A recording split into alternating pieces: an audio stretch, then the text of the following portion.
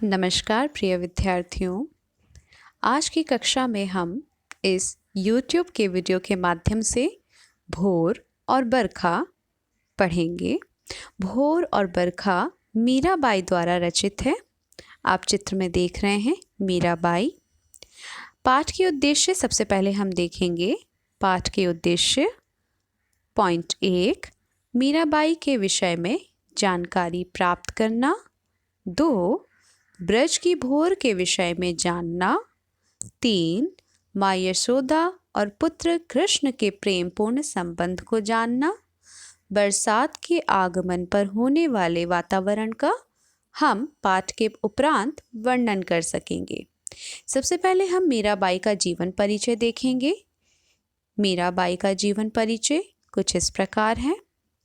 श्री कृष्ण की महान भक्त और एक अद्वितीय कवित्री के रूप में जाने जाने वाली मीराबाई का जन्म सन 1498 में राजस्थान के मेड़ता में हुआ। इनके पति उदयपुर के महाराणा भोजराज थे। ये शादी के कुछ साल बाद ही विधवा हो गई और कृष्ण भक्ति में लीन हो गई। इनके मृत्यु के बारे में किसी को सटीक जानकारी नहीं है, लेकिन ऐसा माना जाता है कि ये अंत में श्री कृष्ण भगवान की मूर्ति में ही समा गई थी। है ना रोचक जानकारी? आइए आगे देखते हैं। मीराबाई ने 4 ग्रंथों की रचना की है। पहली, बरसी का मायरा। दूसरी, गीत गोविंद टीका, राग गोविंद और राग सोरठ के पद। मीराबाई जी ने इन पदों की रचना मुख्य रूप से गाने के लिए ही की थी। वह मंदिर में इन पदों को पूर्ण भाव के साथ गायन करती थी। भोर और बरखा, मीराबाई के जो ये पद हैं, पहले हम इस पद को देखेंगे। आप पाठ्य पुस्तक में पढ़े जा रहे पद को देखें। आइए पहले हम पद का पठन करते हैं। जागो बंसी वारे ललना, जागो मोरे प्यारे, रजनी बीती भोर भयो है, घर घर खोले क्वारे। गोपी दही मथत सुनियत है कंगन के झनकारे, उठो लाल जी भोर भयो है, सुर नर थाड़े द्वारे। ग्वाल बाल सब करत कुलाहल, जय जय सबद उचारे, माखन रोटी हाथ मलीनी गौवन के रखवारे। मीरा के प्रभु गिरधर नागर शरण आया को तारे। आइए, हमने पद का भी पठन किया, गायन भी किया। आप इस पद को पाठ भी कर सकते हैं और गा भी सकते हैं।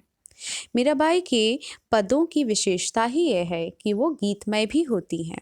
आइए हम इसकी व्याख्या को देखें, इसे समझने का प्रयास करें।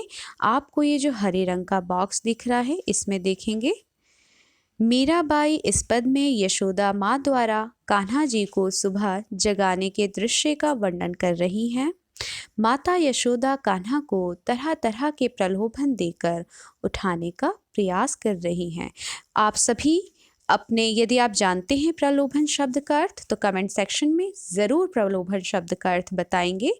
देखें किसको किसको इसका उत्तर पता है।